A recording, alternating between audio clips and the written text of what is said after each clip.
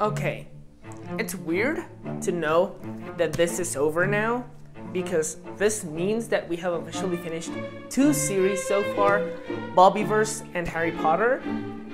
But Harry Potter is 7 books long, and every booktuber has it. So we have officially finished our must-have, one of our must-have series. And I'm very glad about it. I am very happy with what has turned out. Yeah, welcome everybody, how are you? I'm Naranjo. Welcome to this new Analyzing Fiction video where we'll be talking about Harry Potter and the Deathly Hallows, the last book in this huge series. And before we begin, these 2 here are available on Amazon both in digital and physical format, so in case you want to check them out, I would really appreciate it. Thank you so much. And without any further ado, because the last video was very long and I do not want to repeat that, let's begin with the P.A.O, which the possible smell addiction, which will be man, I'll give it a 7 out of 10. Could be better, could be worse. It's enjoyable. So anyway, now that we have discussed the P.A.O, I will not talk about J.K. Rowling's life, nor the plot for this book, or not really discuss the plot. I will talk about the plot of this book, but explaining how cool I think it is. So, yeah, you can watch J.K. Rowling's biography in Harry Potter and the Philosopher's Stone, so check it out there. Anyway, let's begin by discussing this book chronologically. So it begins with Harry saying goodbye to his uncle, to his aunt, and to Dudley. And this scene is very interesting because most of the books, if not all of them, begin in this environment, in this setting. And so far, we have hated them so much. We have hated Privet Drive, we have hated his uncle and aunt, and they have been horrible people. We have also hated Dudley. However, there is something different this time, because this time they are leaving because Voldy is, they're in danger because of Voldy. So they're leaving, and this is when Harry says goodbye to them, maybe for the last time. And though Uncle Vernon and Aunt Petunia, they still treat him horribly, Dudley and him, they exchange a tiny little dialogue in which it's not actually a redemption arc for Dudley, but it appears to be the beginning of one. So that's also very interesting how there's this redemption arc going on, how it changes the overall plot and structure of these novels, which it's very interesting because this novel changes the structure of everything, because we're not returning to Hogwarts until the very end here. So this book breaks with many of the cycles, a series of unfortunate events like that occur in the last books. So, and there's one way to begin with. So yeah, this is, they say goodbye, and then we have all that sequence with the 7 Harrys and trying to get to the burrow safely, trying to save each other, and that sequence is very interesting because it is our first taste at what this book is going to be like. It's our first taste into how there's going to be these battles and these deaths, and it's going to be dangerous, and we have to fear, and we'll cry and all that, and that's something that I really appreciate from J.K. Rowling, because she is not limited by fearing to harm her characters. Many authors fear to harm their characters because they grow too close to them, and they say, oh no, I cannot harm these characters, and I need to create a secondary one that appears one scene before so that people know that people did die in this fight. And that is boring. That is not a cool way to go with things, because then there are no stakes. And if your characters that you've known for a while now actually die, and you are not afraid to harm them, then the reader will actually care about them. The reader will be on the edge of their seat, trying to figure out if your characters will die or not, because you're not afraid to do so. And even though J.K. Rowling isn't George R.R. Martin level in that, she does kill some people here. So she kills, for example, Mad-Eye Moody, she kills Hedwig. Unfortunately, Hedwig, I will miss you. But she also harms George's ear, which also foreshadows Fred's death at the end, as well as Hagrid's almost death when he literally tackles a Death Eater before the Death Eater can kill Harry. So Also, Harry, by the way, we love you because you literally jumped from your bike, tackled a Death Eater flying on their broom, and then fell dozens of meters to the ground, which you survived thanks to your giant blood, but it must have hurt a lot. So we love you, man, because you love Harry so much. You're great. After that sequence, we see a little scene with Molly being horrified, being so worried about her family not being there, and that she has nothing to do. She cannot at all protect her family. She can do nothing about it, and she's just there waiting for the port keys to arrive, seeing some of the port keys arrive empty, and she is so scared by that, and that sequence is just painful. But I love Molly, and this only makes me love her more. Then we have all the party sequence, which also goes downhill when we figure out that when we find out that the minister is dead, that Voldemort has complete control over the ministry, and all that, well, Harry, Ron, and Hermione, they get those gifts from Dumbledore, but those will come into play later. And then, yeah, all those things. Voldy takes over. Well, he attacks the wedding. Harry, Hermione, and Ron, they flee. They go to Grimmauld Place, and at Grimmauld Place they see Kreacher, and with Kreacher we have a very interesting bond, because up until now Kreacher has been a jerk. However, many people think that in this sequence Kreacher has a redemption arc of sorts, and he becomes nicer. However, it's actually the other way around. Harry, Hermione, and Ron are the ones who have that redemption arc and begin treating Kreacher with respect, begin being kind to him, and that is what leads Kreacher to form that bond of loyalty towards them. That's when he begins to work more, that's when he begins to make them food, that's when he begins to clean the house. He does it because they are being nice to him, and thus he feels indebted to them. So that is not actually a Kreacher, the one with the character arc. This has actually been explained from the very beginning, that elves do not like to be tortured, even if some of them do like to be slaves, which we'll learn in book 4 with this she-elf who was depressed after she was put at liberty. However, after that, yeah. So now we have Kreacher, who is a great elf. We begin to love him, and it feels so wrong when they have to leave to the ministry to do all this searching for the Horcrux in Umbridge. I mean, it is satisfying to see Umbridge stupefied, but it is so sad to see that after that scene they cannot return to Grimmauld Place because it's dangerous.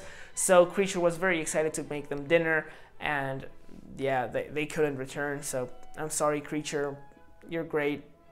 I'm sure your dinner was also great, but yeah. And also, Harry in this book surprises us with many bad decisions, and that are just dumb, and I have no idea why he chose to do them, because they're so bad. Like, after they leave the ministry and they appear on this forest, and Ron's arm is all bloody and all, Harry could just as easily use his bond to Kreacher, this strange mental connection, and just say, Kreacher, come here. And I understand that apparating could attract attention, so Harry could say, Kreacher, come here, when no one can detect you. And that way, maybe it would take a couple minutes, maybe a couple hours, maybe even a couple days, but eventually Kreacher would arrive with them, and it would make things so much easier, because Kreacher would be able to help with food and with many other things, maybe even helping Horcruxes, help finding Horcruxes. And yeah, because house elves, they are so strong with magic, and yet Kreacher is just completely forgotten about in this whole sequence, which, I mean, kind of makes sense, because J.K. Rowling didn't want it to be that easy, but it still begs the question, why did none of the three of them think of Kreacher helping them in that harsh environment, at least to give them food, at least.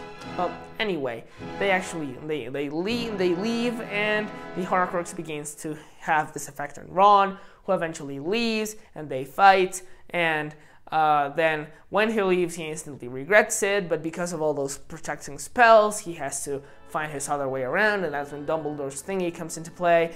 All that, until finally they find Godric's sword, and there Harry just jumps into the lake because reasons, and then he almost dies. Ron saves him, and everyone is happy because now the locket is destroyed. Yeah, that sequence with Ron is also very interesting because all of these characters are flawed, but even though they are flawed, heavily flawed, they manage to come back with one another. They are very good friends, and they find their way back, and it's such a cool friendship, the one that is built across this whole series. It is very well done, very well built, and this is just another example of it. After that, they travel to, where did they go next? I forgot. Oh, there's also this whole scene in Godric's Hollow, which, oh my god, Hermione, why? They arrive at Godric's Hollow, and they literally erase their footsteps in the snow. They use the cape, and then on top of the cape, they drink the potion that converts them into other people. I have just forgotten the name of the potion, but just in case someone sees them, that they are completely hidden. There's no way anyone will recognize them. They have the potion, and on top of that they have the cape, and on top of that they're erasing their footsteps, and when they reach the cemetery, they are shouting each other's names without even questioning it. So there's Hermione shouting across the whole cemetery, "Harry, Harry, come see this, you have to see this." And what does she want him to see? The grave of his parents. So literally everyone, every single person who knows about that grave, where it is, will probably infer that those people have a connection to Harry Potter or his parents in one way or another. No wonder they get caught so quickly. Oh god, Hermione, you're supposed to be the smart one here. Oh geez.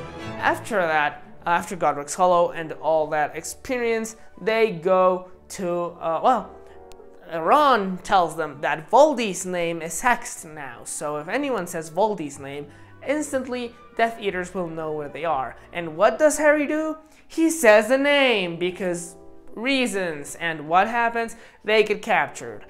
Good job, Harry. You're doing great here. Amazing to see how the main character of this series loves to get himself in some good trouble.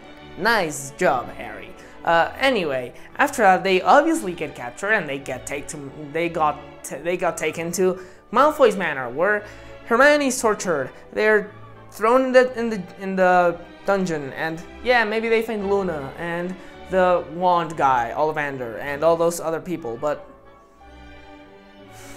Harry, thanks to you being dumb, we lost Dobby.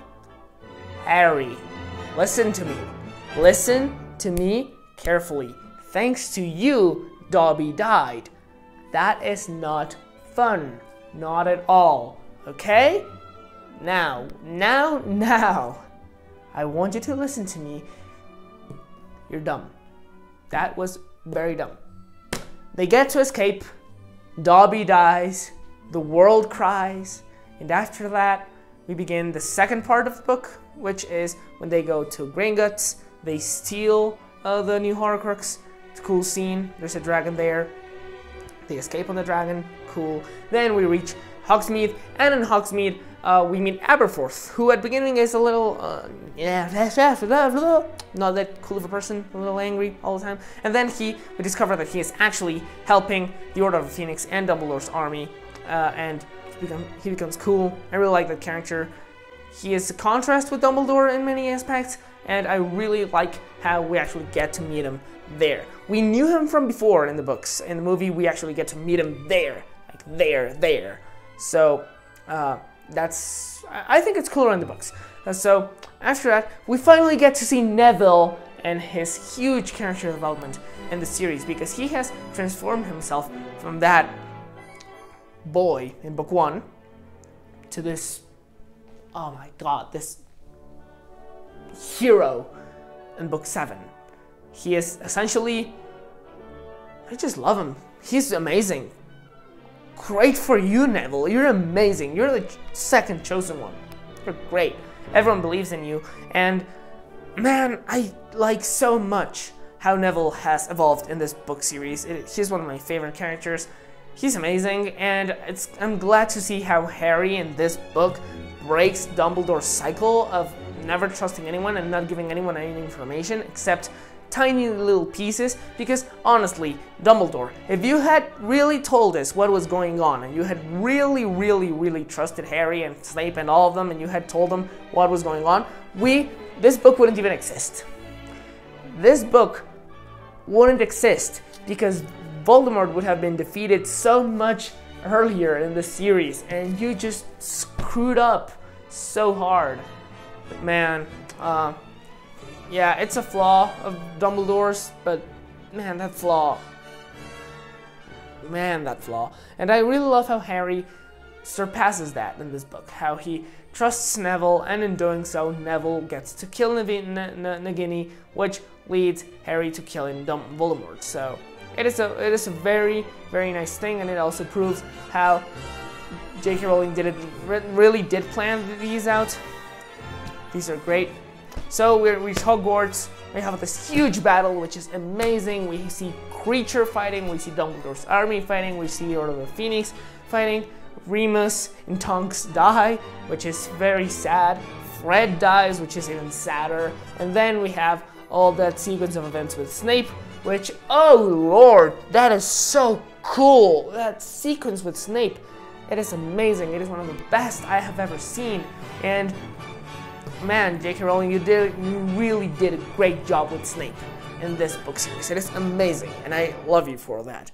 Then we have the sequence where Harry dies and doesn't die, but that's also cool. We have this conversation with Dumbledore, which is interesting, and then we have the actual final battle where Neville has this epiphany. He kills Nagini, and then we have 5 minutes or more of Harry and Voldemort just walking around, chatting with each other, and then we have less than a second of actual fight, and then Voldy's dead. So that's anticlimactic, judging from how much happened here. But Voldy's gone. Harry has the Elder Wand. Harry breaks the Elder Wand. It's over. Then we have the conversation with Dumbledore's portrait, which is cool, I guess. And yeah, we have the epilogue, which is 19 years later.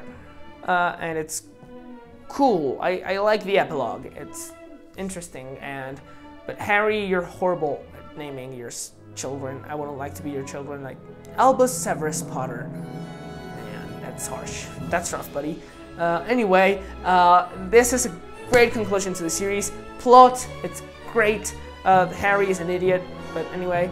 Characters are great. Harry is an idiot, but anyway. Narrative is great. J.K. Rowling does great descriptions. Harry is an idiot, anyway. And then the world building is solid. The economic system here is just horrible, but we can deal with it. And yeah, that is essentially book 7 of Harry Potter. I will give it, my family's dying over there, laughter. What are they watching? I'll have to go check it out. But anyway, I will give this book an 88 out of, man, what are they laughing at? I will give this book an 88 out of 100. I don't know if you can hear it, but they're just dying with laughter right now, and it's so fun. 88 out of 100. Really like this book, and now we will quickly review the rest of the series. So, here we are.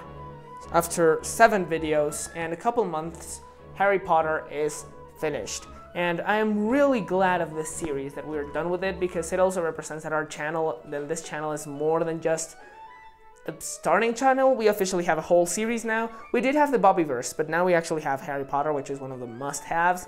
So this is cool. I really want to see what comes next. I'm really excited, and I really hope that you have enjoyed this too. I will give this series an 82 out of 100 because it is a great starter to fantasy and overall to literature. It is a great book series.